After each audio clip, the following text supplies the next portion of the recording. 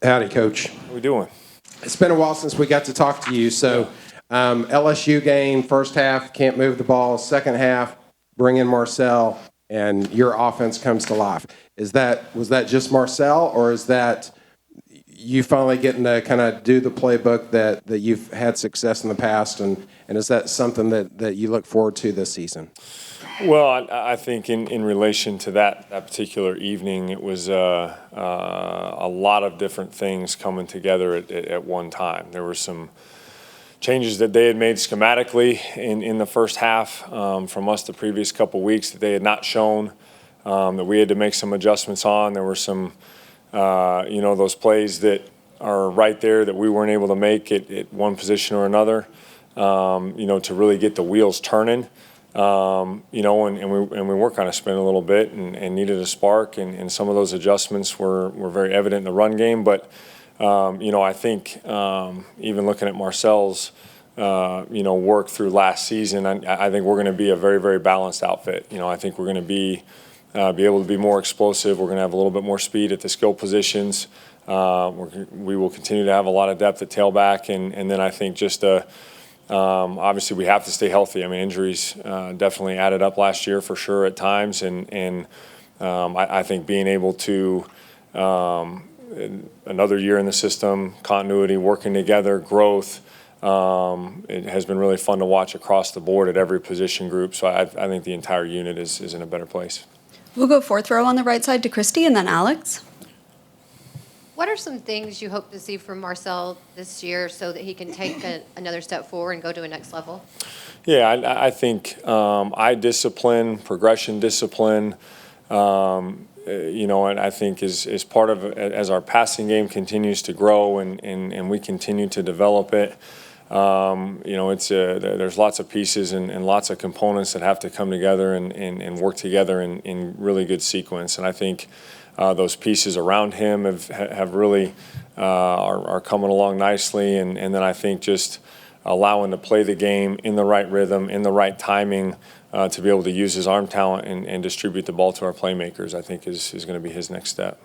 We'll go second row on the left side to Alex and then Olin. Had a couple of offensive line questions. Just first, what have you seen from Mark as he's returned to form this offseason from his injury? Mark's done a great job. He's had a great camp, even just in this first 5 practices here. I think you could definitely tell his strength levels and comfort levels from the injury are much better than recently. So I think having a good summer training, strength and conditioning summer for him has done wonders to really show flashes of what he was last year before he got hurt.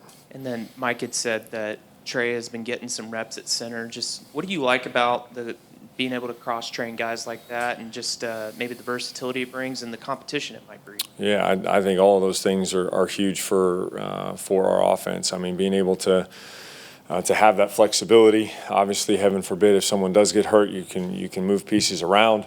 The competition part. I mean, I think I heard Coach mention it, but that is critical, and our mindset as an offense is every day is 0-0. Every play we're trying to go 1-0, and it's that type of competitive mindset really pushes that unit and pushes those individuals to be the best version of themselves, and being able to have those guys with that level of experience and depth will be huge for us. We'll go second row on the right side to Olin and then Travis.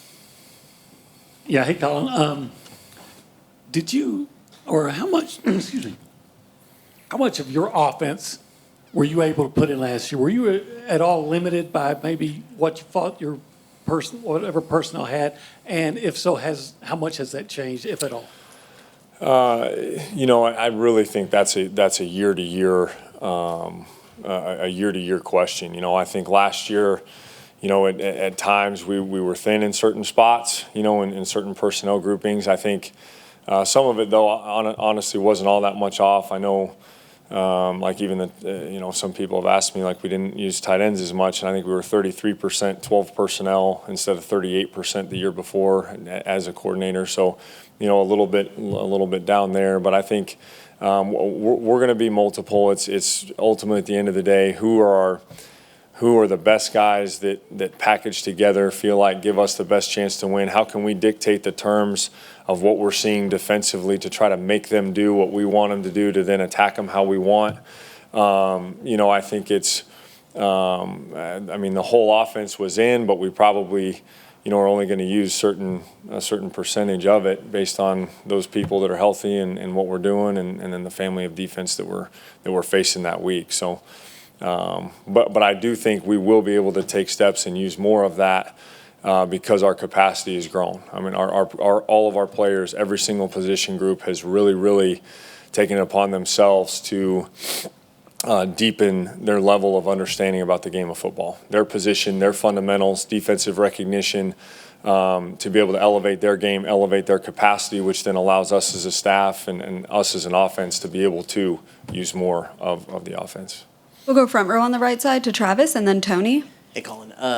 Back in 22, if there would have been a 12-team playoff, Kansas State would have made it. When you had your two quarterbacks, Adrian and Will, what was it about those guys that were able to put y'all into that position? What are some of the common denominators? And even though they might not have had the most eye-popping stats like some other playoff quarterbacks might have. Yeah.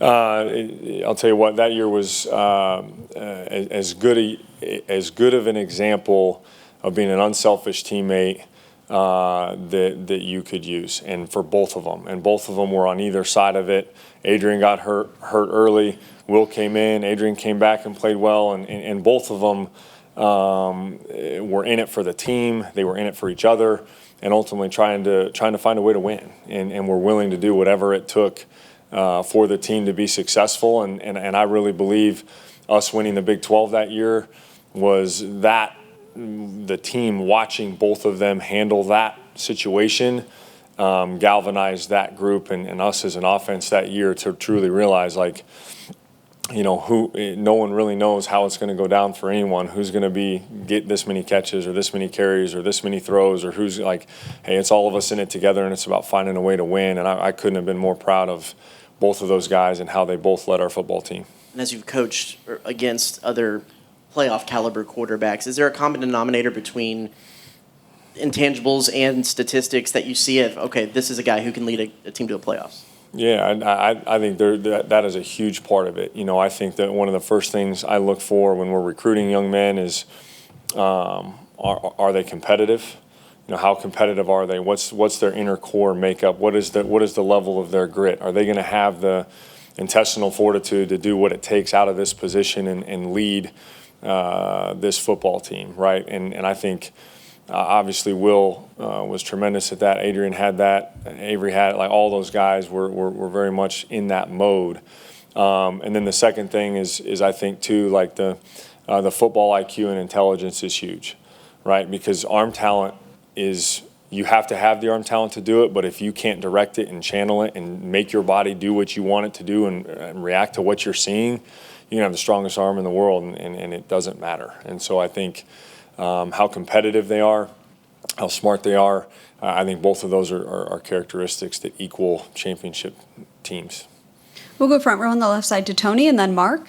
In a similar vein to his question, Marcel Reed, you've worked with him probably closer than anybody. From last year to this year, fall, spring, what have you seen either be intangibles or on the field that's impressed you with his development? Yeah, no, I think really excited about the growth and the steps that he has taken. I think as a young player, and I remember it myself, you don't know what you don't know, right? And I think now he knows, right? Like, going into last season, until you've started multiple games and kind of been through that cycle, so after you've been through it, how to prepare yourself so much better, right? And I think he has taken advantage of that. He's been up around the building all the time. He's asking questions. We've been able to spend a lot of time and just, again, talk football, right? And really kind of deepen our relationship, but then also study the game, and I think he's obviously comes from a football family and has been around it his whole life. He loves the game. He has a passion for the game. He's got a tremendous passion for his teammates and an engaging, energetic personality. And the Lord's blessed him with some really, really good physical tools, and I think that's a good combination. We'll stay on that front row to Mark and then Carter. Collin, obviously you've had a lot of turnover at wide receiver. Can you kind of point out some of the differences that jump out to you when you see these guys? And do you feel like you may have a little bit more depth at that position this year?